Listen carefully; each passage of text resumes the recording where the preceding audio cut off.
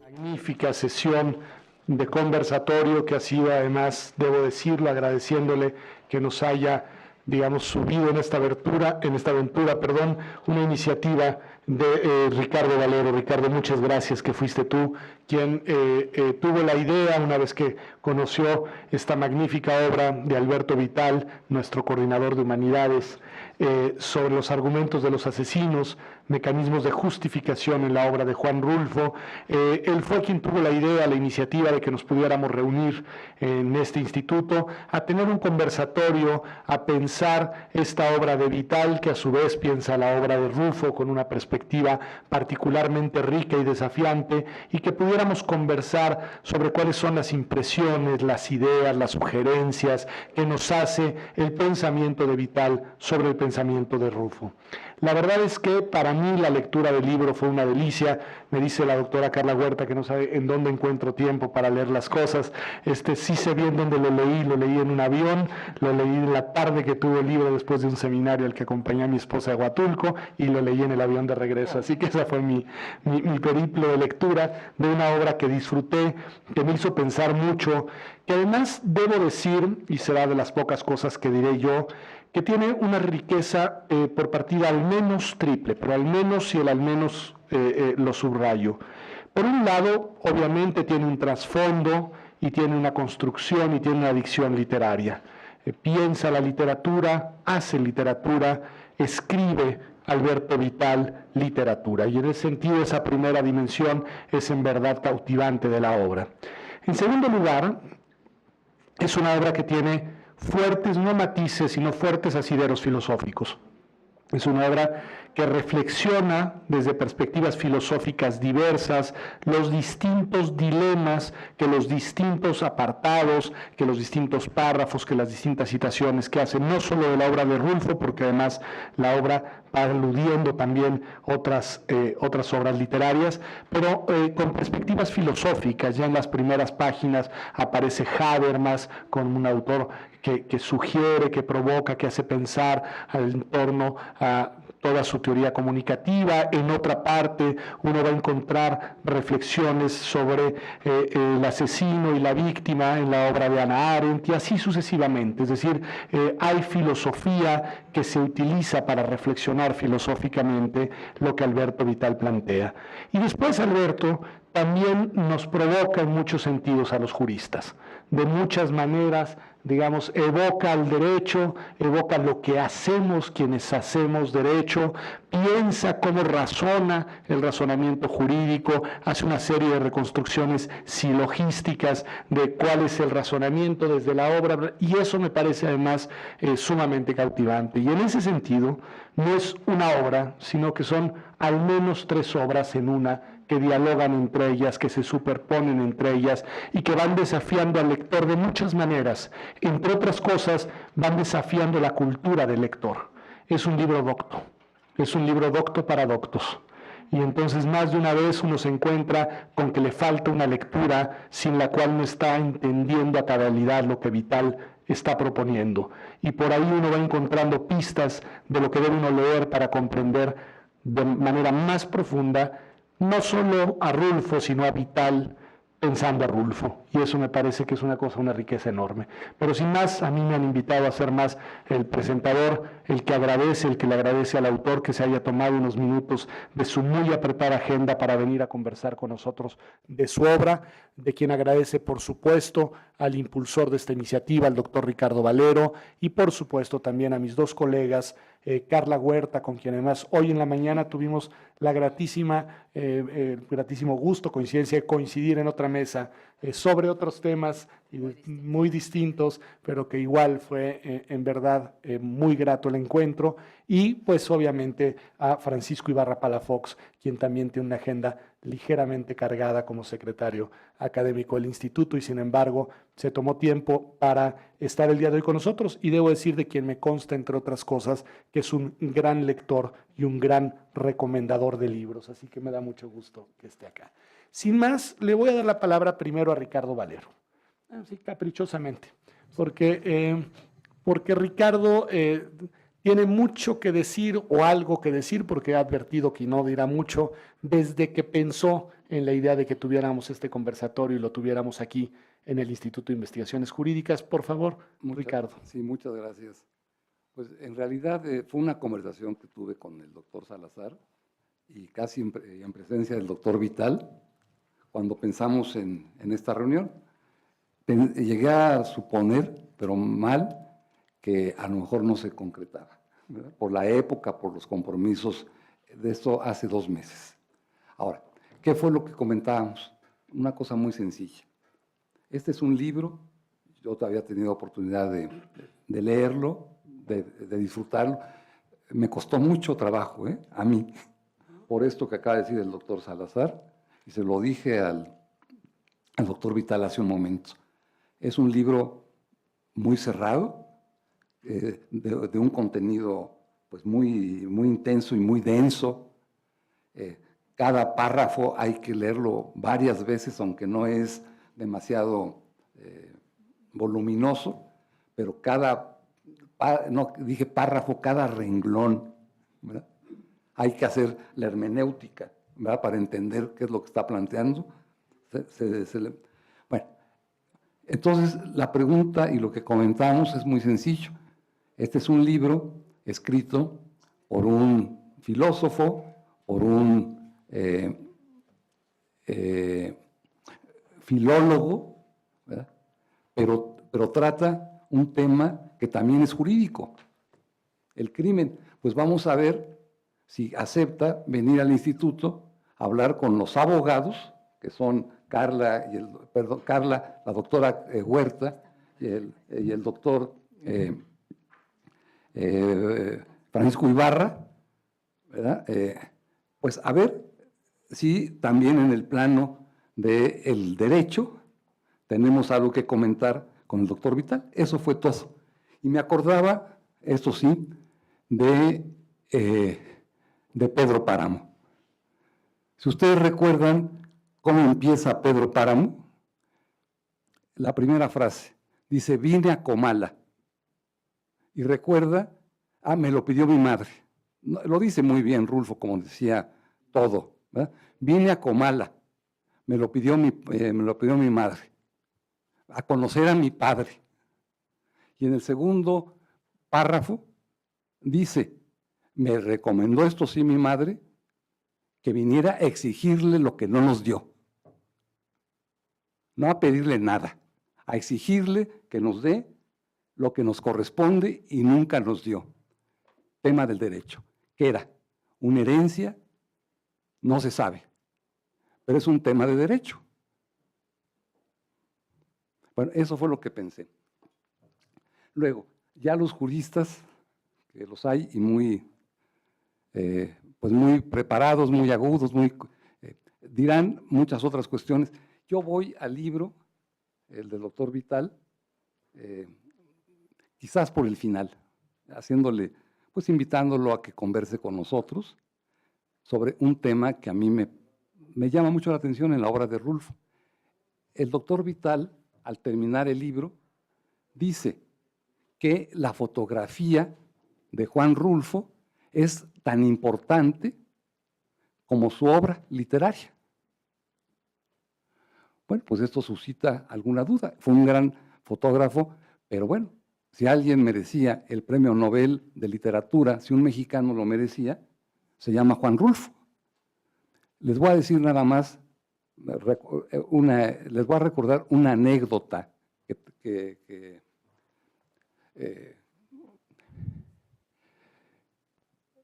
no se sabe si fue Gabriel García Márquez o otro escritor importante colombiano, radicado en México. Uno de los dos le llevó al otro un libro. Creo que fue el otro, sí, Humberto, perdón, Álvaro Mutis. Parece que fue Álvaro Mutis el que le llevó a García Márquez, pero no se sabe si fue al revés, como quiera que sea, le dijeron uno al otro, le dijo uno al otro, para que aprenda. Y le entregó Pedro Páramo. Pedro Páramo es tan importante como 100 años de soledad. A discutirlo, ¿verdad? Pero yo creo que tiene esa densidad y esos méritos literarios. En todo caso, es una de las joyas literarias de la segunda mitad del siglo XX. Bueno, entonces, ese es un primer tema. Pero tengo uno, lo voy a tratar de sintetizar, del que me gustaría conocer la opinión del doctor Vital, por toda su obra. No me voy a detener en muchos de los pasajes, pero hay un tema que particularmente me interesa. Por ahí aparece una expresión de Carlos Fuentes que cita el doctor Vital. Carlos Fuentes, al recibir el libro publicado Pedro Páramo, en 1955 me parece que es que aparece el libro, dirige una revista literaria, la Revista Mexicana de Escritores, Carlos Fuentes, y casi despectivamente, peyorativamente dice, este es un libro,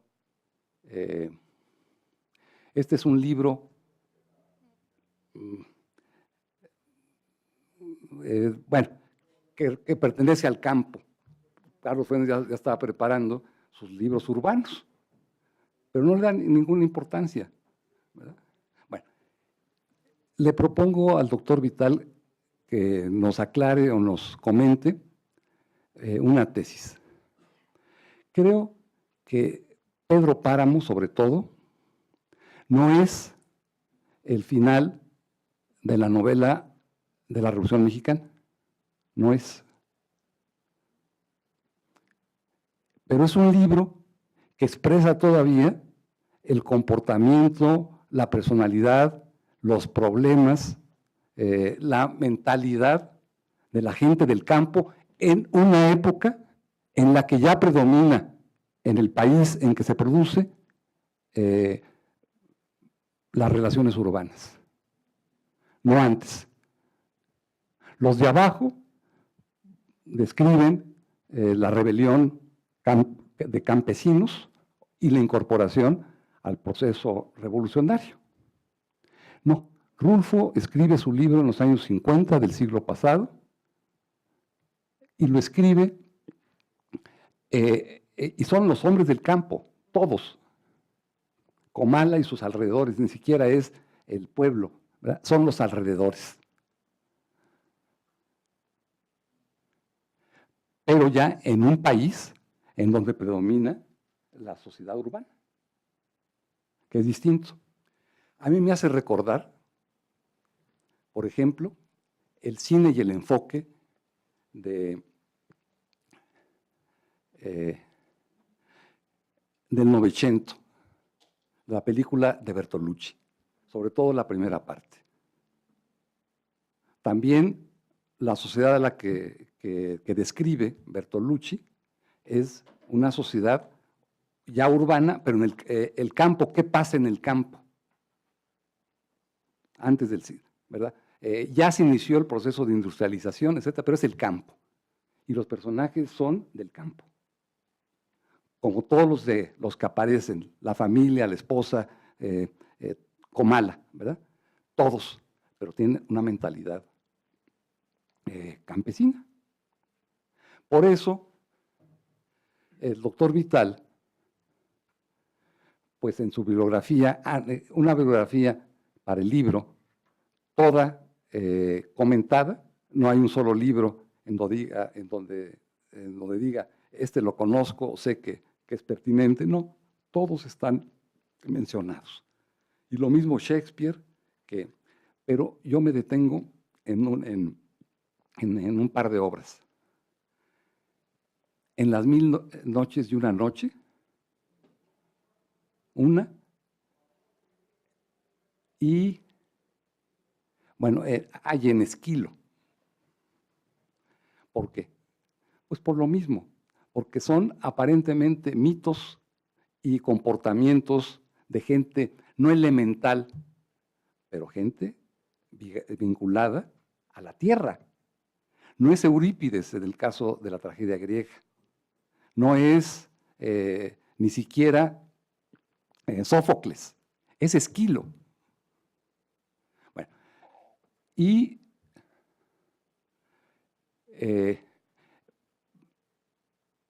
en el caso de las 1000 noches y una noche, las 1001 noches, vean ustedes que es el tema de los filmes, las películas de Pasolini. Pasolini filmó el Evangelio, según San Mateo, filmó las 1000 noches y una noche, filmó a Boccaccio, que son personajes equivalentes a los que para el campo mexicano aparecen en Rulfo. Bueno, la pregunta o el comentario que le pediría al doctor Vital es si es una pista para entenderlo, porque a Rulfo y su obra no es nada más Pedro Páramo. En este libro del doctor Vital está la obra completa. Incluso hay menciones al Gallo de Oro y, si no me equivoco, hay alguna alusión a la fórmula secreta, que casi nadie conoce o recuerda. Pero el guión de esa película, ganadora del primer premio en el cine experimental mexicano, la fórmula secreta o se llamaba Con la Coca-Cola en la sangre, el guión es de Juan Rulfo. Bueno, entonces, hay por ahí una pista, doctor Vital, de comportamiento, se parecen estos personajes, tienen que ver con estas formaciones sociales a las que aludo, perdón. Eso es. Sugiero, si le parece bien, que escuchemos un poco todas las intervenciones y después leemos la palabra al doctor Vital para que haga una reacción a lo que aquí se ha comentado. Yo tendré ahí un par de lecturas intercaladas en algún momento de algunas cuestiones que me pareció interesantes. Una de ellas es la siguiente, que me parece que puede ser interesante también para el maestro Ricardo Valero. Ambos estamos casados con argentinas, esa es una cosa que les puedo contar. Y entre las muchas cosas que leí en el libro, hay un párrafo muy lindo que está referido a un pasaje de la obra de Rulfo, está referido a un momento de un asesinato, está referido, pero habla de la sobreinterpretación. Y a mí me pareció que es una manera, un artilugio con el que los argentinos entablan todas sus conversaciones sobre temas que les resultan interesantes, apasionados o polémicos, y son avasalladores a la hora de argumentar, porque lo que hacen es irte subiendo la apuesta hasta llevarte a un punto en el que no tienes salida, porque lo único que te queda es o decir una barbaridad o tirar la toalla. Y leo en eso lo que dice Vital, dice: por lo tanto, estamos ante una sobreinterpretación. Puesto que no deja sitio para la réplica de los campesinos, el delegado usa la sobreinterpretación como una táctica de poder para arrinconar comunicativa y anímicamente a sus interlocutores, tal y como se muestra en la respuesta defensiva de estos últimos. Bueno, ahí me vi a mí mismo en muchas situaciones de mi vida. Le doy la palabra, por favor, al doctor Francisco Ibarra Palafox. Sí. Sí, buenas tardes a todos y a todas. Muy buenas tardes. Gracias, doctor Salazar. Muchas felicidades, doctor Alberto Vitale. Gracias, Ricardo. Es desde luego un privilegio también estar contigo. Carla, la primera reflexión que tengo sobre este ensayo del doctor Alberto Vitale es la cercanía del ensayo con la filosofía.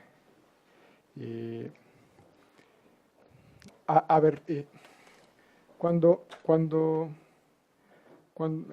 hice una maestría en filosofía política, Alberto, yo llegué del derecho a la filosofía y tuve que leer cosas que desconocía para poder comprender pues la maestría, si no, no pasaba, ¿no? Entonces, pues leí Hegel, Kant, que yo no había leído porque eran bases para acreditar mis cursos.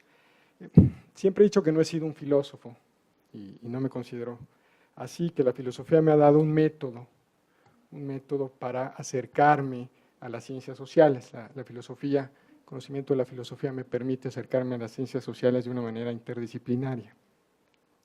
Y me fue también bastante útil para este acercamiento filosófico, este ensayo filosófico a la obra de Rulfo. Para mí, novedoso, debo reconocer, Le agradezco a mis lecturas de filosofía que me permitieron entender el lenguaje. Es una reflexión desde la filosofía del lenguaje, el que haces me permite hacer una relectura de Rulfo muy interesante, me da una serie de coordenadas muy interesantes para hacer la relectura de Juan Rulfo. Antes quisiera decir, desde luego, que es un ejercicio muy importante porque espero que no choque mucho este ejemplo, pero a mí me gusta mucho este ensayo que escribió Octavio Paz. Yo lo leí a los 20 y tantos años, sobre Sor Juana Inés de la Cruz, Las trampas de la fe. Y me encuentro que nuestra literatura, nuestros escritores, trabajan a Juan Rulfo, o sea, le dan este carácter, así como en su momento Paz lo hizo con Sor Juana, y dentro del contexto propio de la obra de Rulfo, una obra escrita muchos siglos después, se escribe de Juan Rulfo en este contexto de la universalidad de la cultura occidental. Ese ejercicio, este esfuerzo, a mí me parecen muy significativos. O sea, creo que sí, los escritores mexicanos y los escritores de otros países encuentran en Rulfo una serie de coordenadas, no solamente de nuestra cultura, sino de la cultura occidental. Entonces, el ejercicio que haces cuando veo también a Enrique III, cuando veo citada la tragedia de Enrique III, y retomas este párrafo magnífico donde ella, Clarice me parece que se llama, va a ser asesinada, y ella dice, bueno, ¿cuáles son las causas, los orígenes? ¿Por qué me quieres matar?, le dice al asesino, y le dice, solamente porque lo ordena el rey, y no hay más diálogo. Precisamente lo que tocas tú después es esta parquedad del diálogo de Rulfo. Pero acercar a Rulfo a la literatura occidental, a la gran literatura occidental, poner a Rulfo en esas coordenadas me parece muy importante. Una obra que a mí también siempre me ha gustado, me impactó mucho, y ahora entiendo por qué, es El extranjero. E igualmente la vuelves tú a citar en el capítulo correspondiente. Yo me acuerdo muy bien, me impresionó mucho cuando el extranjero iba en esas playas caminando y mata a un árabe, ¿no? Creo que solamente dice que es un árabe. Después lo llevan a la cárcel, un sacerdote le pide que se arrepienta y él dice que no se arrepiente. Y casi es fin de la historia, porque no se arrepiente y por ahí más o menos termina. Entonces, insertar a nuestra literatura dentro de estos contextos me parece un gran mérito. Y además lo haces de manera magnífica, es decir, está contextualizado con toda oportunidad las reflexiones de Rulfo dentro de esta literatura, y bueno, también desde luego pasas por Grecia. Comentas el teatro griego,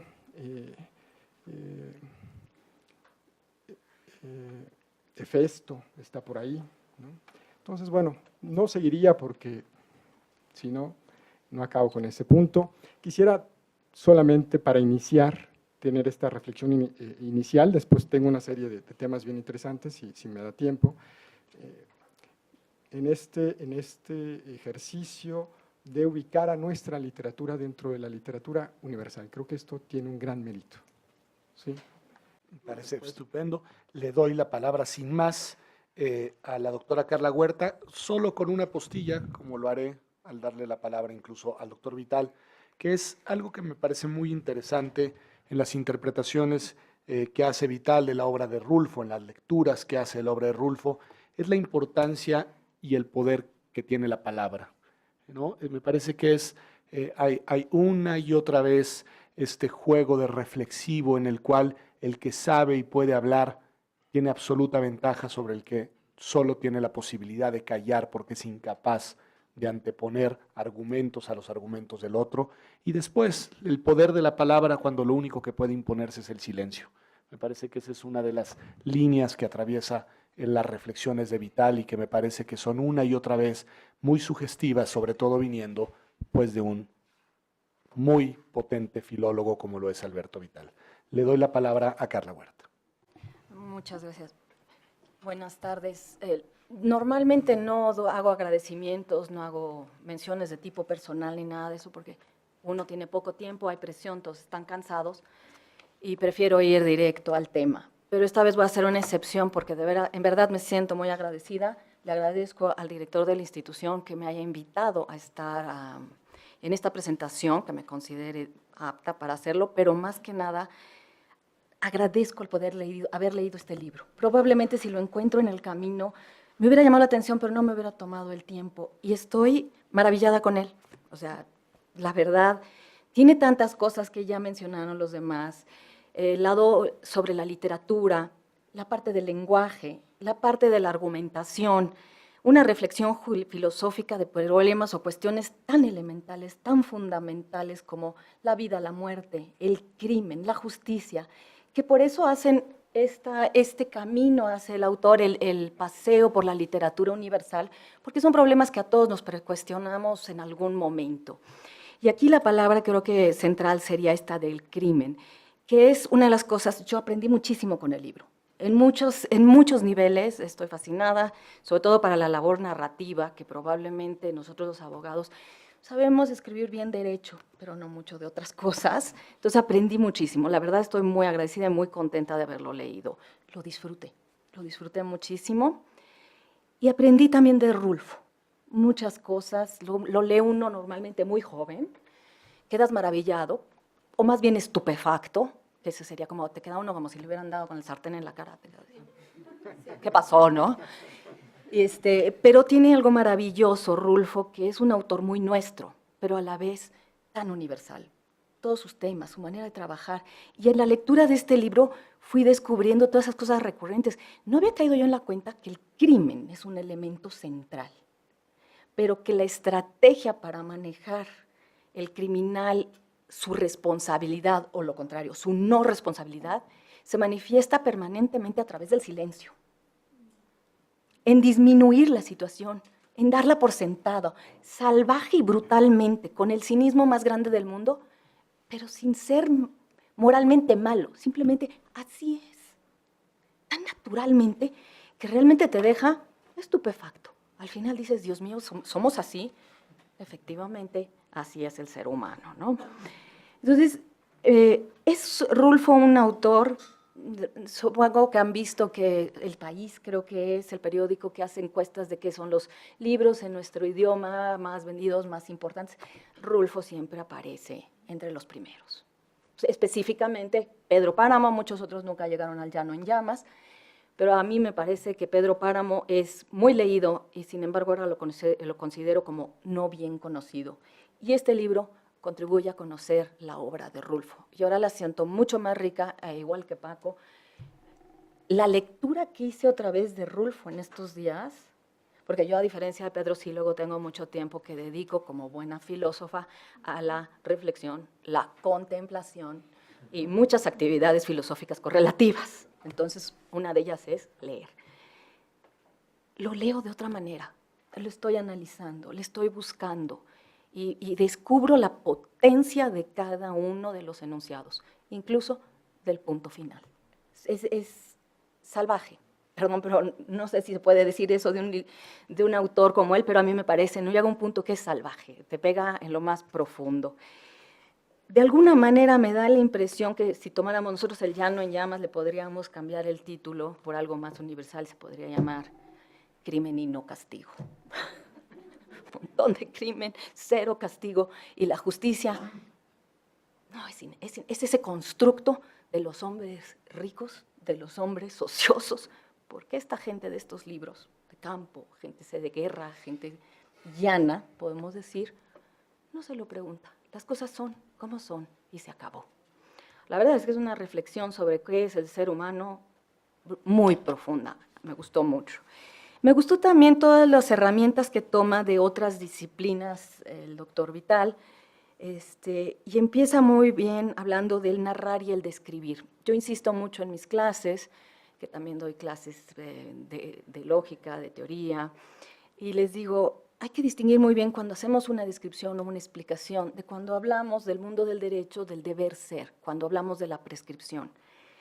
Y Duergo nos dice narrar, describir y argumentar. Lo voy a usar como nociones amplias.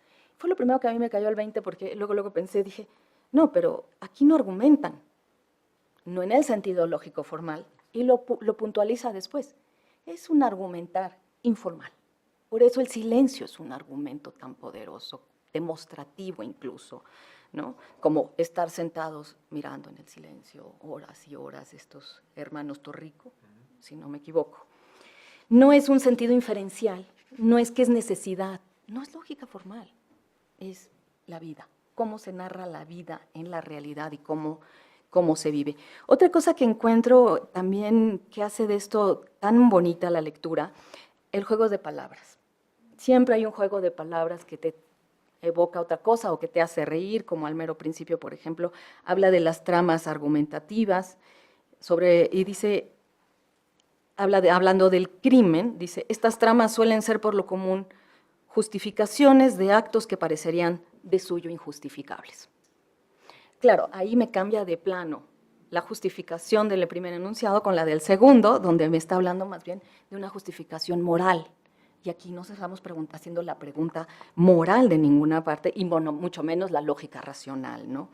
Entonces, es muy bonito, encuentra un montón de párrafos que me podría ir parte por parte, pero esto es un conversatorio y nadie me invitó a mí aquí a tomar el café y a aburrirlos hasta la saciedad. No puedo porque el libro es muy interesante y Rulfo es extraordinariamente importante, pero además es como un visionario en alguna parte, me parece. Yo tenía la ilusión de ser yo la última en hablar y que con mis últimas palabras se fueron a su casa muy contentos, o todo lo contrario. Pero voy a aprovechar el tiempo que me dieron para leerles algo, que lo voy a leer a mi manera, pero las palabras son de Rulfo. Déjenme, me pongo los lentes para verlos ustedes. Es el día del derrumbe. Alguien ya sabe por dónde voy. Más de uno. Empieza. Esto pasó en septiembre, no en el septiembre de este año, sino el del año pasado. Fue en el del año pasado por el día 21. ¿No fue el 21 de septiembre el mero día del temblor? Pero después se pone mucho más analítico de nuestra realidad y en el tiempo de lo que está hablando realmente es como si hubiera estado pasando aquí este septiembre y no el de hace 35 años ni de la fecha cuando se dice. Entonces fue ahí ni más ni menos donde me agarró el temblor, ese que les digo, y cuando la tierra se pandeaba todita, como si por dentro la estuvieran rebuyendo. ¿A poco no estuvo así? Bueno, unos pocos días después, porque me acuerdo que todavía estábamos apuntalando paredes, ¿les suena? Llegó el gobernador, ya no digo nada, venía a ver qué ayuda podía prestar con su presencia. Mi argumento es, todos ustedes saben que no más con que se presente el gobernador, con tal de que la gente lo mire, todo se queda arreglado. La cuestión está en que al menos venga a ver lo que sucede, y no que se esté allá metido en su casa, nomás dando órdenes.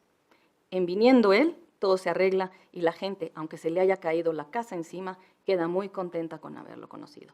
Quizás no tan contenta, pero mejor ya no digo nada. Que aparezcan los argumentos en su cabeza. Lo recordaba, pero no estaba segura, y lo leí, lo saqué el 20 de septiembre. Y dije, ay, caray.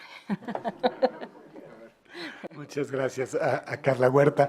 En esta ocasión no haré una reflexión al libro, ahí la dejo apartada para después de escuchar a Alberto Vital, sino a esto que decía Carla Huerta, que me recordó a un querido amigo italiano cuyo apellido es prácticamente igual al de Alberto, nada más que en su caso es hermano Vitale, que vive en un muy bonito pueblo piemontés en Casalborgone, cerca de la provincia de Torino, y que tiene una banca hermosa fuera de su casa que da al bosque, y se sentaba ahí los días de verano, miércoles, 8 de la mañana, 9 de la mañana, 10, 11 de la mañana, y su hija chica le decía a su mamá, mamá, ¿pero qué hace mi papá?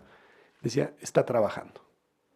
Es un gran filósofo, hermano Vitale, y es eso, tu papá está trabajando. mirando el horizonte, después vendrían los libros. Le doy la palabra a nuestro autor, a nuestro coordinador de humanidades. En verdad, un honor que esté con nosotros para platicar de su libro, Alberto Vital. Muchísimas gracias, Pedro, Ricardo Valero, muchísimas gracias por la iniciativa, Carla Huerta, Carla y Francisco, muchísimas gracias por sus palabras que me incitan a profundizar en estos temas, que me orientan muchísimo y que además me dan mucho ánimo para continuar. Quisiera comentar a ustedes que una de las cuestiones fundamentales es, y aquí retomo la magnífica introducción que hizo al tema Pedro Salazar justo al comienzo de esta conversación que tenemos ahora, una de mis intenciones era si juristas, filósofos y filólogos podemos usar un mismo concepto y un concepto central, que es el concepto de argumentación, junto con los conceptos aledaños como argumentar, etcétera. Y me da mucho gusto porque al escuchar a ustedes me doy cuenta de que hay vasos comunicantes pese a la enorme complejidad del concepto mismo, a una historia milenaria del mismo, y a que la filosofía y el derecho lo han usado muchísimo más de lo que lo hemos usado desde la lingüística o desde la filología en general o la pragmática, y sin embargo me da mucho gusto pensar que sí es un concepto como un vaso comunicante. Y quisiera mencionar a ustedes como una, digamos, una fundamentación de lo que estoy diciendo, de mis propios argumentos. Hay varios filósofos y teóricos de la argumentación y también del lenguaje que sí consideran que vivimos argumentando y que la postura incluso más radical, la menciono en el libro, es la que dice que hablar es argumentar. Es la postura más radical que podemos encontrar, y si eso, digamos, aceptamos esa premisa, entonces podemos analizar todos los actos de habla de la vida cotidiana, relacionándolos con todas las reflexiones que se han hecho tanto desde la filosofía como en el caso de cuestiones de conflictos, litigios, etcétera, que se da en la vida cotidiana, también desde el derecho. Por ejemplo, este autor holandés, que es un clásico, digamos, del tema, Frans van Emeren, en su libro Maniobras estratégicas en el discurso argumentativo, dice puntos de vista de este tipo, va dando algunos ejemplos de tipos de enunciado, así como los argumentos para defenderlos pueden encontrarse en todos los ámbitos de la vida, desde el ámbito familiar y educativo hasta en las esferas políticas y jurídicas. Entonces me parece que este tipo de frases, de reflexiones de gente que ha dedicado su vida a estudiar la argumentación desde los distintos puntos de vista, a presentar, él presenta una teoría, una escuela, digamos, que él llama pragmarretórica, pragmadialéctica, me podían a mí dar la base para reflexionar sobre este autor clásico, este autor que, y voy a retomar palabras ahora de Francisco Ibarra, en efecto remite a la universalidad de la cultura occidental, tal y como lo ha dicho Francisco. En efecto,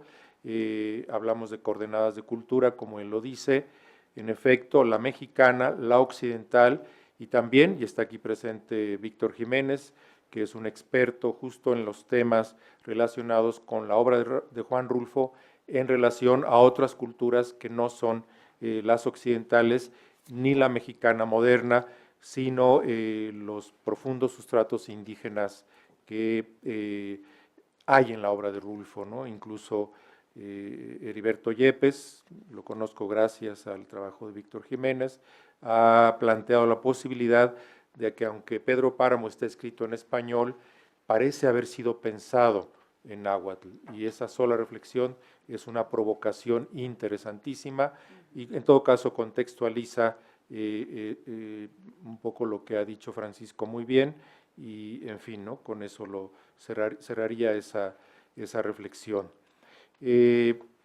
Entonces, para mí es muy, muy interesante ver cómo la literatura, la gran literatura, está rica, está rebosante de aspectos justamente de argumentación de la vida cotidiana. Y del Shakespeare de Ricardo III al Shakespeare del Mercader de Venecia, a pasar a Noches de las Mil y una Noches, en efecto, como lo ha dicho Ricardo, a la obra de Rulfo, fui encontrando vasos comunicantes que me permitían a mí, esa era una de mis intenciones, proponer que desde la literatura estudiemos también la argumentación y sea una provocación para los juristas. Además, para mí es muy honroso que quienes han tenido una preparación filosófica mucho más formal que la mía, como Francisco Ibarra, como Carla Huerta, encuentren provocaciones a través de mi libro y a través, desde luego, sobre todo de la obra de Juan Rulfo. En resumen, yo diría que sustento mi hipótesis de que vivimos, lo ha dicho Carla hace un momento, argumentando, narrando y describiendo como tres grandes megafunciones de la comunicación que están entreveradas. Y al ver la obra de Rulfo me di cuenta de que maravillosamente va respondiendo a lo que iba yo necesitando, o más bien al revés, que entrar en la obra de Rulfo es entrar en un universo como se lo pueden permitir los especialistas en Shakespeare con respecto a la obra de Shakespeare, o a los trágicos griegos, o a Homero, quienes tienen la inmensa fortuna de dominar el griego clásico, de manera que puedan encontrar esos matices tan sutiles que uno puede encontrar en una obra como la de Juan Rulfo. Otra cuestión que sí me interesaba muchísimo destacar es el derecho a generar conceptos, a producir conceptos, y a que estos conceptos sean, digamos, provocaciones para los expertos, para los conocedores en el tema. Por ejemplo, a partir de la premisa, si la aceptamos, de que vivimos argumentando, por lo tanto, argumentamos en la calle, en el camino, etcétera, y vamos viendo que así ocurre en la obra de Rulfo.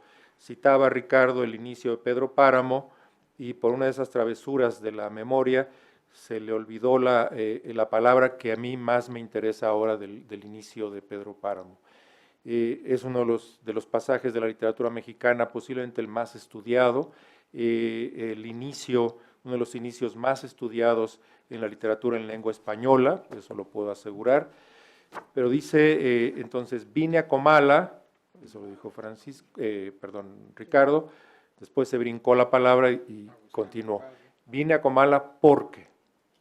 Entonces, esta humildísima palabra nadie la había estudiado, o creo que nadie, porque con Rulfo uno se puede encontrar que después ya hubo por ahí algún francés que se desveló a deshoras, bueno, a deshoras se desvela uno siempre. Pero por lo pronto creo que esta humildísima, todas las demás se habían estudiado, porque Comala, porque vine, etcétera. Pero porque es una demostración de que la obra de Juan Rulfo, para mí, es una obra fundamentalmente argumentativa, y los personajes se la pasan argumentando. Más doloroso es cuando argumentan lo que en efecto es una paradoja que nos lleva al mismo tiempo a lo moral, pero también a lo argumentativo en general, que es justificar argumentativamente lo injustificable moralmente, ¿no? En fin, ¿no? Entonces, esa contradicción es muy importante, y desde luego esto me lleva a lo que desgraciadamente, dolorosamente estamos viviendo en el mundo contemporáneo, pero sobre todo en nuestro país. Las cifras que vemos a diario, aparte de ser muy dolorosas, tienen que obligarnos a reflexionar qué pasa por la cabeza de personas que realizan esos actos éticamente, jurídicamente injustificables, ¿no? Desde desde todos los puntos de vista. Y de pronto vemos en la obra de Rulfo que hay una serie de tipos de asesinos de acuerdo, no estoy pensando en cómo ejecutan el asesinato, sino cómo lo justifican. Y hay una serie de variantes, es un prontuario interesantísimo, hay una gran diversidad y al mismo tiempo podemos encontrar paralelismos con otras obras literarias, como el ejemplo que doy de Ricardo III. Entonces, esa sería una visión de conjunto, introductoria, para continuar con el diálogo. Muchas gracias. Les propongo, y voy advirtiendo también por razones de tiempo y para que aprovechen lo que dirán, una segunda ronda y que cierre el autor después de escuchar de nuevo. Una segunda ronda en la que invertiré un poco el orden de los participantes. Solo quiero decir dos cosas. Una muy interesante que tengo aquí en mis manos y lo trajo Francisco Ibarra, precisamente una edición de Pedro Páramo cuya traducción en esta es precisamente al náhuatl. Y Heriberto Yepes dice acá, en la contraportada, cuando estudiamos el náhuatl a través de estas fuentes y sus hablantes y pensamos en Rulfo, es inevitable darnos cuenta que existen puentes entre el modo rulfiano y la retórica mesoamericana. Y esos puentes son las voces del campo mexicano, su forma de hacer testimonio, de hablar de sí y con otros. Uno siente un tono ritual en los diálogos de Rulfo. Ese tono ritual es parte del efecto de la poética indígena que ha sobrevivido en el habla popular. Le doy la palabra a Francisco Ibarra. Muchas gracias. Sí, bueno, la verdad es que la riqueza de temas es grande y, bueno, yo retomaría para entrar una antesala sobre la literatura universal, muy general, pero quisiera entrar a los temas que Alberto Vitale ha comentado en ese momento. Retomo el porqué, y me parece a ver, cuando repetías el inicio de Pedro Páramo, yo me acordaba de Vina Comala, porque, bueno, del porqué no me acordaba, me acordé en este momento. A buscar a mi padre porque mi madre me dijo que vivía aquí, etcétera, etcétera. Yo no había reparado en el porqué y tienes toda la razón. Genera un diálogo, genera una argumentación. Y para mí fue muy interesante también ver cómo otras sílabas parecidas lo generan una argumentación que no es visible. Y aquí las tienes, las indicas. El casi, el poco, el un poco, el demasiado, el cerca, el lejos. Y estas palabras son muy precisas en Rulfo y generan un discurso que subyace a la descripción. Sí subyace a la descripción y creo que, bueno, tú lo demuestras, es una de las maestrías de Juan Rulfo. Y si me permites hacer la comparación con la lectura de expedientes y en los argumentos jurídicos, leer un expediente cada vez está siendo más difícil porque ya hay expedientes de tomos. Esto no existía en el siglo XIX, todavía hace menos tiempo. Pero ahora con el copy-paste vaya, puede haber un caso que tenga 25 tomos, 30 tomos, si es un magnicidio puede llegar a 100, no estoy exagerando. No me refiero a esos expedientes imposibles de leer, me refiero a expedientes más cortos. Cuando uno los lee, la lectura es difícil, ¿no? Hay pruebas, hay hechos, los hechos se contradicen, hay peritajes, etcétera, etcétera. Uno llega a una conclusión después de la lectura del expediente. Y puede ser una conclusión diferente a la que tiene el juez. Incluso he platicado de esto con colegas que leen expedientes penales y me dan una especie de narrativa literaria. Dice, mira, no lo dice así, pero yo estoy seguro que él los mató porque, ¿no? Y hasta le hacen así los abogados, ¿no? Es decir, se están imaginando una especie, una narrativa y una argumentación. Estoy seguro que los cachó que eran amantes, y concretamente es el caso de, llegó a la Corte Interamericana de Derechos Humanos,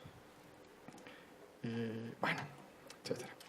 No vale la pena repetir el caso, pero platiqué con uno de los abogados y me decía que después de la lectura él tenía la convicción de que los había descubierto y había sido una venganza pasional, pero me lo contaba como un hecho literario. ¿No? Y aunque las pruebas se contradijeran y el juez no llegara necesariamente a esas convicciones, ciertamente construyó una especie de narrativa literaria y había una argumentación alrededor de esto.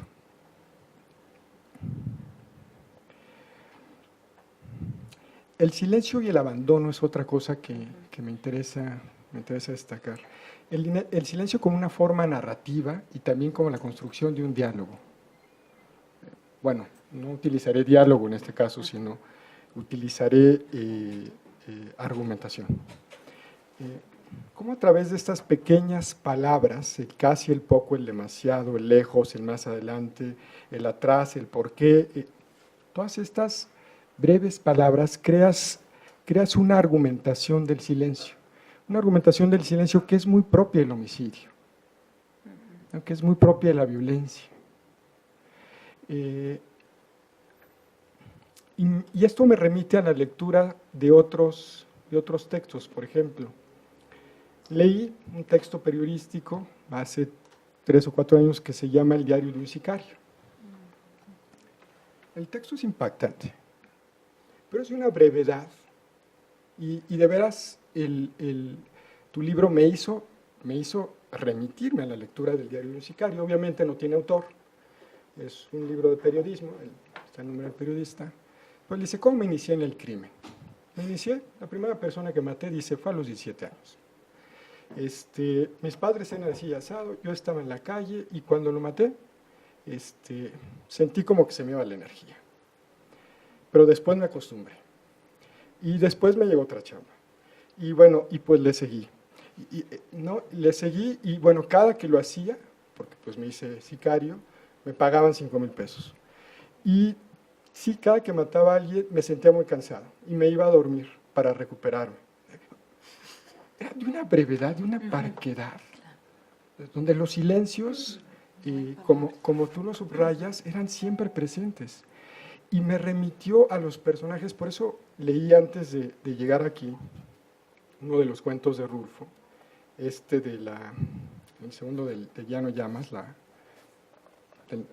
Las comadres, sí.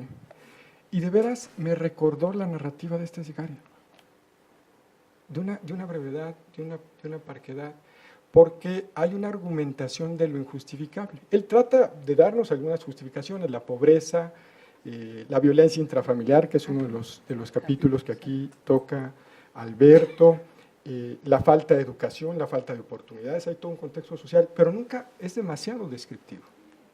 Y parece, Alberto, que en ese sentido me permites descubrir por qué Rulfo es tan exitoso. Perdón, la palabra no me gusta, ya me fui como… sí, ya lo eché a perder todo, ¿no? Es como palabra de marketing. ¿Por qué es tan gran autor? Porque tiene esta capacidad, ¿sí?, de encontrar el silencio como una forma argumentativa, una forma de justificación de la violencia que sigue siendo vigente, sigue siendo muy vigente. Y también me recuerda y me explica algunas, por ejemplo, expresiones de la cultura popular.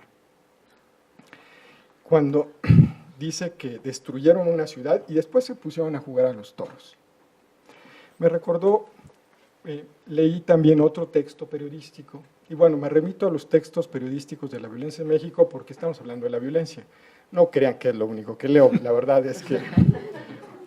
No, por favor. Hay otro texto que leí hace poco que se llama La guerra de los Zetas, que escribe Osorno. Es una crónica de la guerra en el noroeste, la guerra contra el narco, el cartel de los Zetas contra el gobierno. Y por eso identifiqué a estos cantantes de rap que se llaman Cano y Blunt. Entonces él comienza a construir, hablar de los raperos que contrataban los Zetas para hacer ya no cumbias, Ni, ni rap, corridos, ¿no? rap. Entonces me fui a YouTube y efectivamente en YouTube están los videos con las canciones. Era sobre Monterrey. La canción era verdaderamente pegajosa. Y hablaban de salimos a las calles y si salen los policías nos damos un tocón porque nosotros nos damos un frentón y respetamos. Y tú dices, caray, es una fiesta, es una fiesta de la violencia. O sea, era ese rap, Cano y Blunt, ustedes lo pueden ver en YouTube, no le estoy mintiendo, era muy pegajoso y era una celebración de la violencia y al final decía algo que me impactaba. Era pegajoso el rap y al final decía, y lo hacemos porque viva México, cabrones. O sea, perdón la expresión, estamos en literatura. Pero cuando escuché el viva México, dije, no puede ser. Se está se está construyendo incluso un factor identitario alrededor de eso. O sea, y viva México. Ya no. Estaba impactado, ¿no? Sí. Entonces, me remitió, me permite explicar, Alberto, esta festividad de la violencia en estas manifestaciones de la cultura popular. Seguramente esos videos solamente llegarán a los expedientes como antecedentes de la tragedia que vivimos en México. A ver, solamente para concluir, porque no quiero excederme en el tiempo, concluyo con una reflexión que me parece muy importante.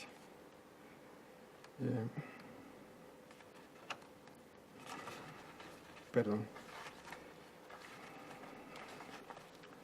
Aquí está, va a ser muy fácil.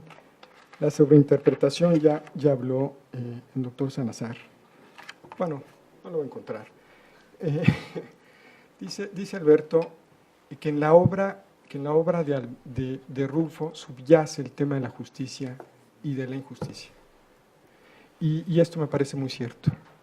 Y creo que entiendo ya muy bien este diálogo interdisciplinario, ¿no?, que tenemos nosotros, porque es correcto. Hay una argumentación sobre una justicia ausente, ¿no?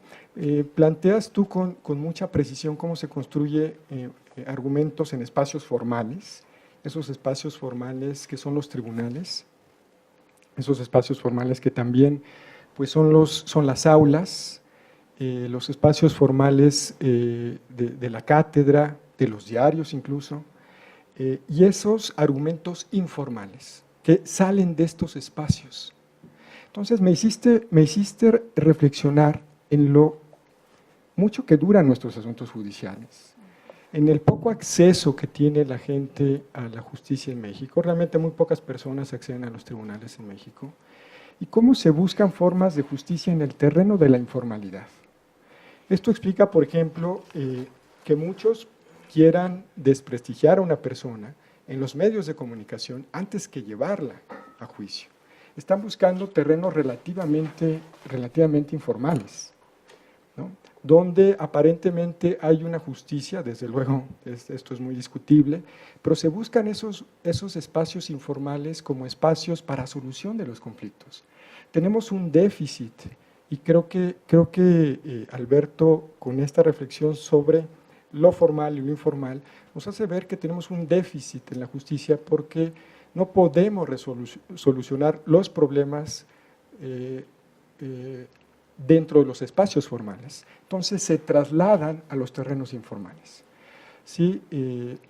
Los terrenos informales son muy amplios, ojalá siempre fuera solamente la cultura popular, pero desde luego los terrenos de la violencia son algunos, los espacios públicos, las redes públicas no controladas, etcétera. Y desde luego que en la obra de Rulfo hay un reclamo de justicia. ¿Sí? Están hablando las personas que no tienen justicia. Están construyendo, y en esto Alberto me permite una relectura de Rulfo bien interesante, están hablando de la justicia a la que no acceden. a la justicia a la que no acceden. No solamente están tratando de justificar un crimen, sino también son personas desoladas. Alguien me decía, y tiene toda la razón, la criminología lo ha señalado, que muchos de los homicidas son personas en depresión. Son personas en depresión. Y aquí vemos una serie de personajes desolados, sin justicia, que buscan en el crimen, ¿sí?, una forma de convivencia. Y termino solamente con el temblor, porque Carla me impresionó con lo que escribió Rulfo. Yo hasta lo tomé y dije, Carla, ¿es cierto lo que dijo Rulfo? Sí, sí, Sí, es cierto. Sí, sí, es cierto. Dice, tembló antes del 21, más o menos por el 18. Sí. ¿No? Nosotros hemos vivido 2 temblores el 19 de septiembre. Toco el tema no solamente por lo sorprendido que estoy. No, Rulfo aquí no es visionario, parece mago, si me permiten la expresión. Por lo que sucedió alrededor del 19 de septiembre respecto del silencio. Estoy seguro, fui testigo de cómo hubo una narrativa del silencio. Visitaba los fines de semana las zonas de derrumbe, ¿sí?, y revisaba todos los periódicos. Son los espacios formales a los que nos habla Alberto, y los periódicos no decían nada de eso. Es más, fui testigo de cómo un edificio fue levantado antes de 48 horas, y no hubo una narrativa en los espacios formales sobre esto. Antes de 48 horas.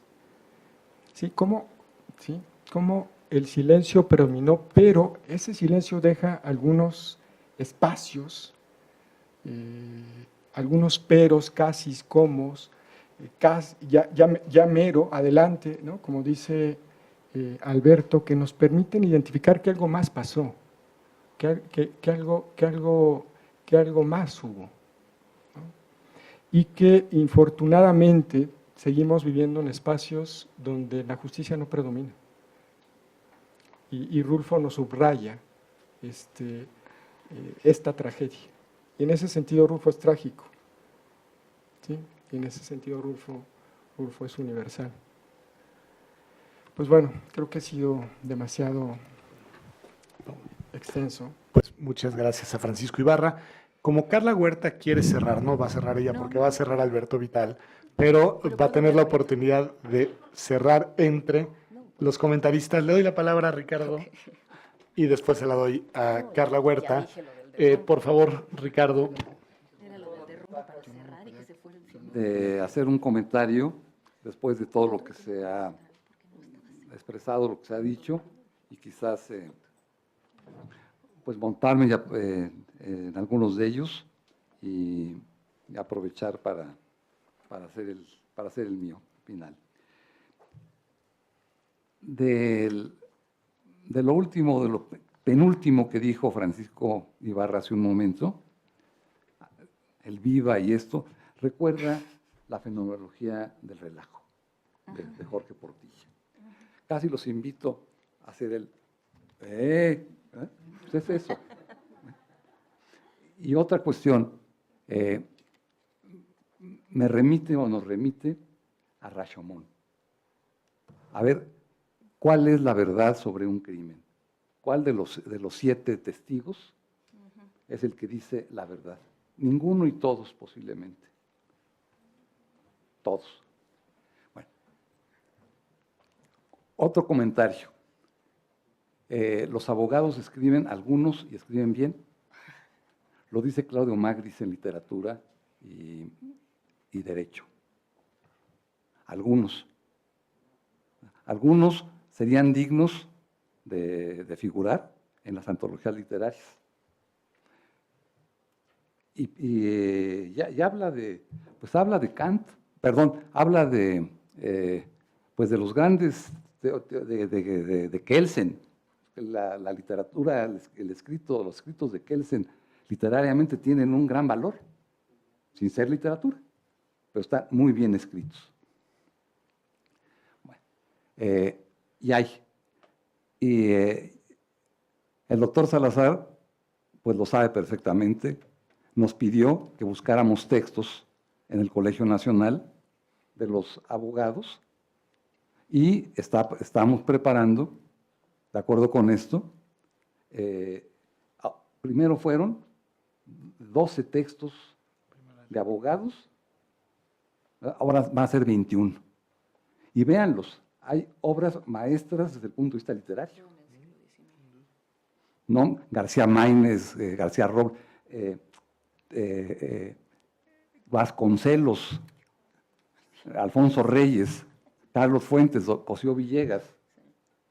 Todo. Bueno, así que hay literatura en el derecho, hablando de temas del derecho. El silencio.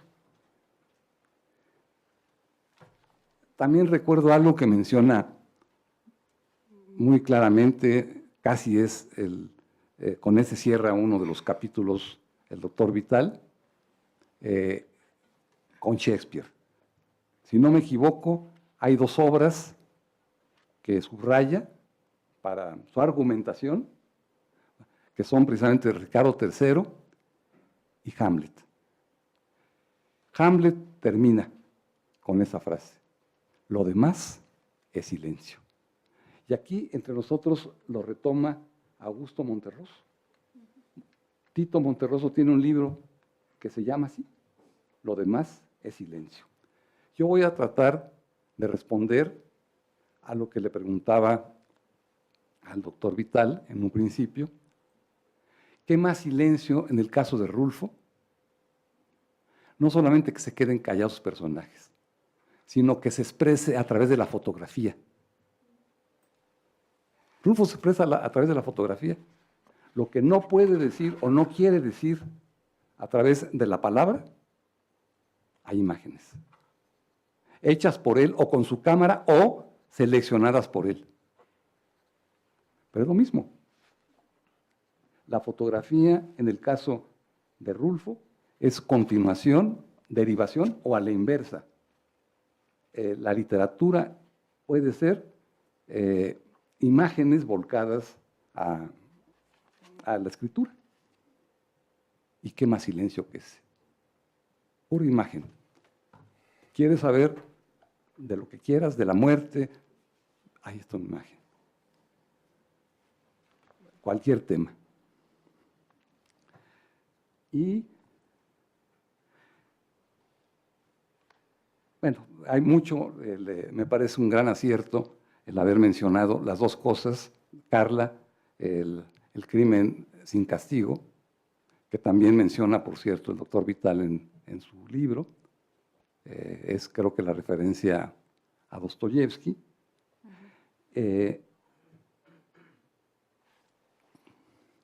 Y Francisco, pues toma un caso típico, característico de lo mismo, del silencio. A Meursault le van a cortar sin saber por qué cometió un crimen, no sabe por qué, enceguecido por los rayos del sol que le daban tal, Meursault mata y le van a cortar la cabeza a nombre del pueblo francés. Y ahí recupera en las lecturas de los recortes periodísticos el sentido que pueden tener las cosas, que es el sinsentido.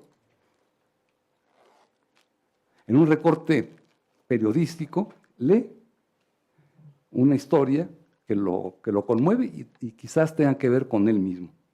La historia es el de un hermano un hermano que desapareció hace mucho tiempo, se fue a ganarse la vida, se quedan en el campo su madre y su hermana atendiendo una casa de huéspedes. 20 años después regresa el hermano a decirles que ya hizo fortuna, tal, pero no lo reconocen y lo matan, la madre y el hermano y la hermana. Y eso da lugar a otra de las obras fundamentales de Camus, que se llama precisamente eso, el malentendido. Por el absurdo, es el absurdo del absurdo. Todo. El silencio. Ahí está. Bueno, pues yo agradezco la invitación, ¿verdad? Y la oportunidad de dar un comentario. Al contrario, gracias a Ricardo. No hice comentario entre Francisco y Ricardo porque estaba buscando un párrafo que había leído y que hace eco con la reflexión que hacía Francisco Ibarra sobre la reacción del asesino. Y nos dice Vital, obviamente pensando en Rulfo. Una clasificación mínima dividiría a los asesinos en dos tipos dentro de la obra de Rulfo. Aquellos que descubren que el crimen ha roto en dos sus vidas y deben procesar argumentativamente, sea en un monólogo interior, sea mediante palabras, la nueva situación que los desconcierta, los abruma y los desborda. El ejemplo más claro es Talpa. Y aquellos que como Miguel Páramo, Pedro Páramo y en muchos momentos el Pichón, no solo no se sienten obligados a tener algún tipo de análisis, sino que actúan como si pudieran eludir cualquier efecto negativo.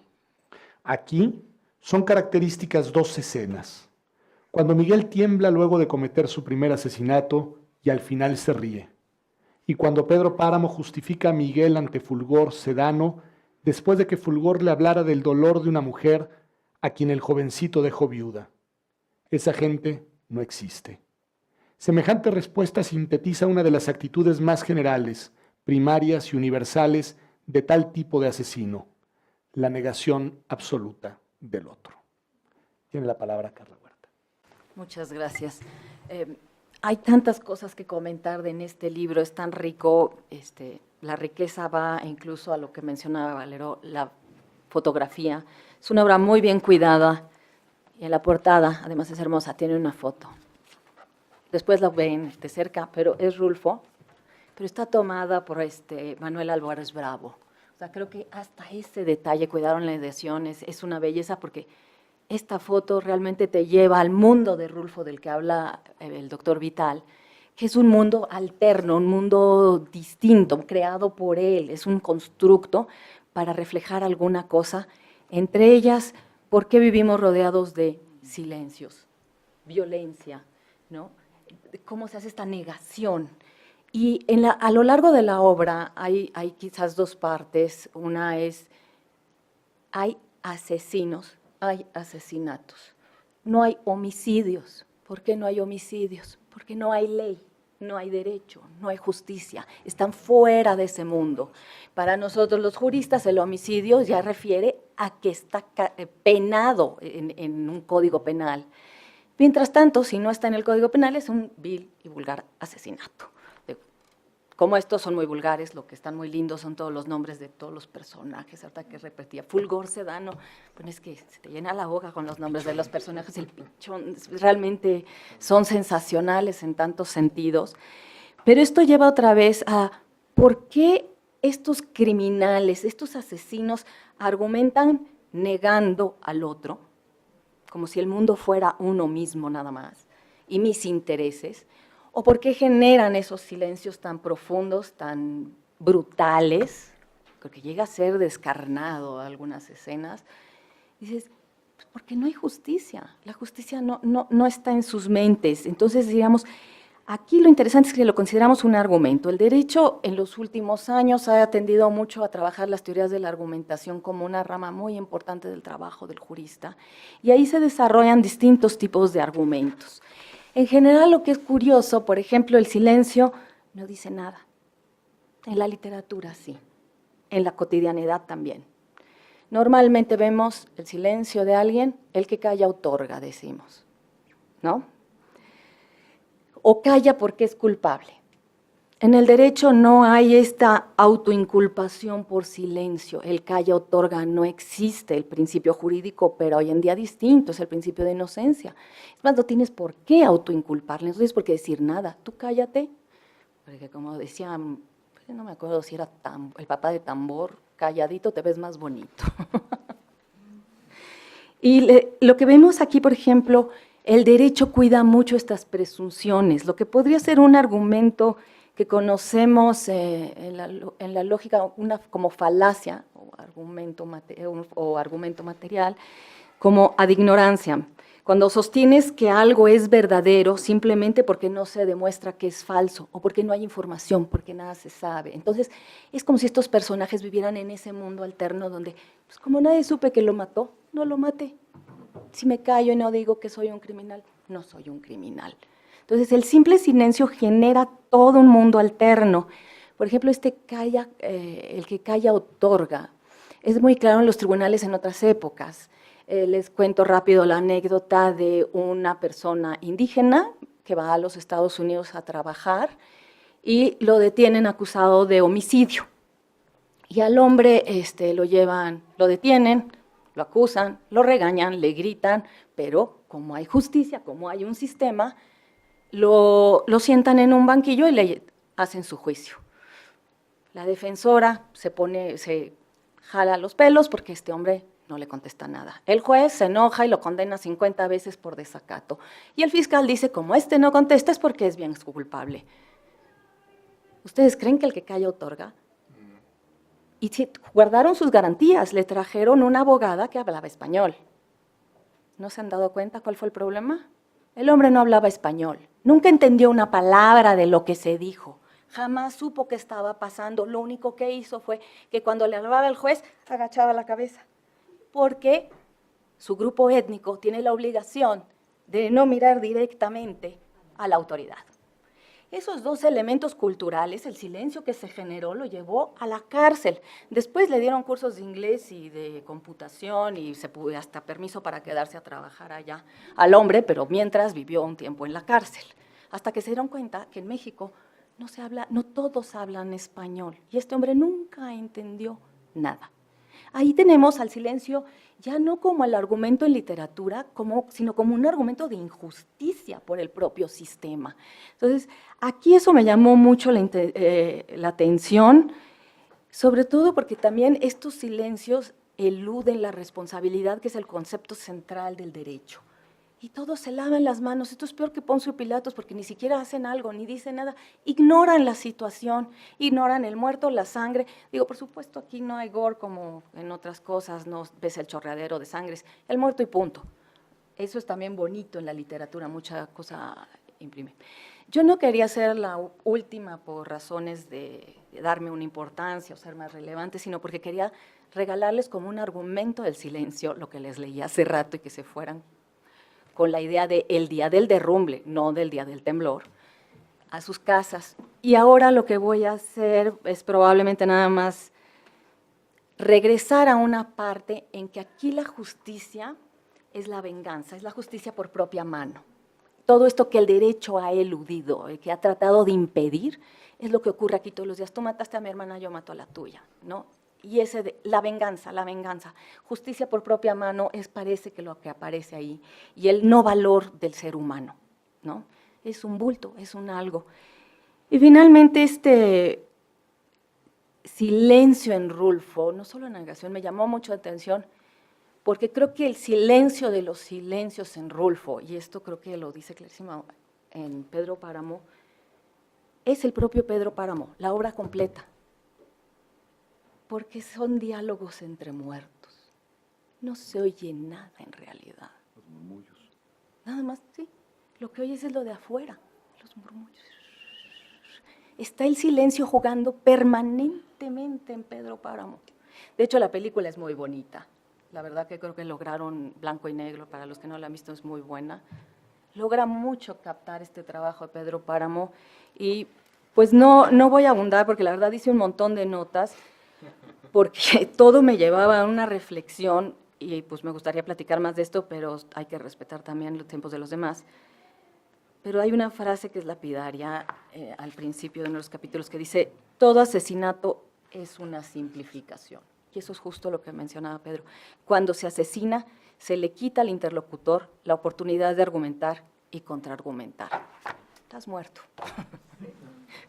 Muchas gracias. Al contrario, gracias Carla. Antes de dar la palabra al autor para que concluya, voy a hacer dos breves referencias. Una, la importancia del silencio en el derecho. La cláusula Miranda, que dice, Usted tiene derecho a permanecer en silencio. Cualquier cosa que diga podrá ser usada en su contra ante un tribunal. Tiene derecho a consultar a un abogado y o tener a uno presente cuando sea interrogado por la política. Si no puede contratar a un abogado, le será designado uno para que lo represente. La importancia del silencio como estrategia, eventualmente, para obtener la libertad. Pero en el libro de Vital también hay una denuncia. Hay una denuncia constante a lo que ya decía Carla Huerta y que mencionaron quienes me antecedieron la palabra, que es la denuncia a la injusticia.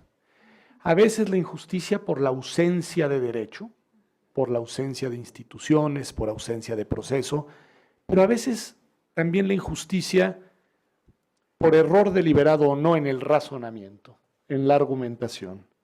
Y nos dice Vital, en la madrugada, el viejo Esteban argumentaba contra sí mismo como ya lo hizo el narrador innominado de Nos han dado la tierra. Y al hacerlo invierte el proceso lógico habitual, cito, entre comillas, pero desde el momento que me tienen aquí en la cárcel por algo ha de haber sido, ¿no cree usted?, dice el viejo Esteban.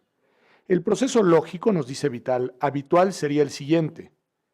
Se comete un crimen, se encuentran las pruebas y el culpable va a la cárcel. El viejo Esteban razona así. Se comete un crimen, hay alguien en la cárcel que es el propio Esteban. Luego entonces, el hecho de que esté en la cárcel es la prueba de que él es el criminal. Se trata de una imposición de la justicia burocrática, dice Vital, sobre una conciencia no solo precaria, sino inhábil para defenderse de un aparato de justicia penal y justicia social que Nos han dado en la tierra y en el hombre se ha ido revelando como hostil a los individuos a quienes debería proteger. Desafortunadamente, ahí seguimos. Le doy la palabra a Alberto Vital. Muchísimas gracias, Pedro. Esta sala en la que estamos es una de las más gratas, estoy seguro que incluso de la universidad, pero por lo pronto del área de humanidades seguramente. Tiene un cronómetro extraordinario ahí. No son las 23 horas con 11 minutos y 17 segundos. Pero yo hace un momento que que lo oí, dije, bueno, estamos tan a gusto conversando aquí que a lo mejor ya nos dieron las 11 de la noche sin darnos cuenta. Pero estamos muy contentos, bueno, yo me siento muy contento y les agradezco muchísimo que nos estén escuchando porque a mí me ha enriquecido tanto esta conversación. Recojo algunas de las palabras que ustedes han dicho. Por ejemplo, Carla ha tocado un punto, bueno, varios puntos muy importantes, pero uno de ellos es la noción de falacia, que yo quiero, no sé qué voy a hacer más adelante, si se da una segunda edición en algún momento, me gustaría añadir algunas cosas a partir de lo que hemos escuchado aquí, y por ejemplo, ensayar con el concepto de falacia algunas de los pasajes que he estudiado, quizá algún otro. Lo que sí quisiera decirles a ustedes es que sí, uno de mis propósitos, no soy el único estudioso de Rulfo que va en esa dirección, estamos trabajando en el sentido de sacar de la idea de que es pura mentalidad campesina lo que estamos viendo aquí. Y el ejemplo que daba Pedro al comienzo, el ejemplo que daba de sobreinterpretación, es una prueba de que, y yo aduzco varias en el libro, de que, y hay en otro trabajo lo he hecho también, de que lo que les está pasando a ellos en términos de razonamiento, de presentación de sus pruebas verbales, de sus argumentaciones, nos pasa a todas las personas. Es decir, son mecanismos de autojustificación, ciertamente no tan radicales como los que les ocurren a ellos, pero que les pueden pasar a muchas personas. Por ejemplo, en Talpa, ellos no se dan cuenta de lo que están haciendo, pero lo van justificando paso a paso. Y cuando les cae todo el peso de la culpa, es entonces cuando pueden, en fin, reconstruir. Entonces, el concepto de sobreinterpretación me lleva a la hermenéutica, que también es otra de las cosas que subyacen, pero en efecto es mucho más que una mentalidad campesina. La cita del extranjero, la referencia que hacía Francisco hace un momento al extranjero me parece muy, muy pertinente. En otro orden de cosas, he estado trabajando los nombres en Juan Rulfo y esto de no decir el nombre del árabe. Curiosamente, leía yo en un texto muy interesante de Fernando Solano Olivares que le han criticado a Camus no decir el nombre, solo decir en el extranjero los nombres de los de origen europeo y no al árabe. Yo respetuosamente disentiría en el sentido de no decir el nombre de pila, el apellido del árabe, es toda una estrategia también. Y estas sutilezas las encontramos también, así como en las argumentaciones, en los nombres en Rulfo. En términos de visionario, sí, la gran literatura me parece que siempre es visionaria. Podríamos reflexionar sobre esto, pero considerando que son las 11 de la noche, mejor ya no. Me siento que tengo que hacer, y después de esta riquísima retroalimentación, todavía con más razón, más lecturas, me parece que si entro en algunos de los textos clásicos de ustedes y me adentro en ellos, voy a encontrar todavía matices. Me gusta la idea de que se contraargumente en términos de que se me diga, no, la argumentación es solamente la formal. Entonces, esa argumentación me puede provocar a mí para que reflexione más a fondo en términos de defender la idea de que sí argumentamos, no solo argumentamos, sino que hablamos para argumentar, que como les decía yo hace rato, es la postura más radical. Osvaldo Cró, por ejemplo, dice que basta con que usemos pero o porque para que ya estemos argumentando. De hecho, el ejemplo que daba Francisco del rap dice, justamente usa la palabra porque, dice porque viva México. Es decir, la razón, da una razón, es una razón identitaria, es un discurso repetido, es un refrán, es una frase hecha, pero hay una voluntad de argumentación, que es lo que... y esto llega a tal nivel, digamos, la pragmática ha desarrollado esto, que incluso la conjunción y, que en principio no es argumentativa, puede serlo. Yo encontré un pasaje en Rulfo y uno en Borges, donde la mera conjunción y lo es. Hay un verso de Borges en un poema bellísimo que se llama Juan 1:14 o primero 14, donde es Jesús quien habla y va contando su vida y dice, fui amado, respetado, seguido y pendí de una cruz. Entonces, evidentemente ahí hay un silencio, hay un vacío y nos obliga a reflexionar cómo es posible que alguien que fue amado, respetado, seguido, terminó en la cruz. Entonces, evidentemente es este tipo de pasajes donde la literatura puede hacer grandes alardes que en la vida cotidiana se nos escapan por la vertiginosidad de la vida cotidiana, no así en la literatura, donde afortunadamente gracias a los textos los tenemos detenidos. Concluyo hablando de lo que mencionó Francisco y también Carla, lo hizo referencia también Ricardo, a las 1001 noches. En Diles que no me mates hay un juicio, pero es un juicio sumario. Y es alguien no autorizado, ni por el derecho, por la justicia, ni por la pragmática, a hacer el juicio. Es un coronel, pero finalmente lo hace. Y condena a muerte, sí, es el asesino de su padre, pero hay un juicio, digamos, es lo interesante, y desgraciadamente algo que se repite mucho, es un juicio sumario. Y comparo Diles que no me maten con las 1001 noches, donde ha ocurrido un crimen parecido, un camello en un caso, una vaca en el otro, y un dueño del animal inocente, etcétera, y finalmente lo que tenemos es la enorme diferencia entre las 1001 noches, donde hay un juicio formal y hay un perdón, hay un otorgamiento del perdón gracias a una conducta que es vista en el texto, en las 1001 noches, como resarcidora del daño, digámoslo así. Nada de esto ocurre en Diles que no me maten. Entonces, no hay en efecto justicia, y recojo lo que dijo muy bien Carla, me ilumina mucho entre la diferencia, obviamente, que hay que remarcarla, entre homicidio y asesinato. Pues muchísimas gracias.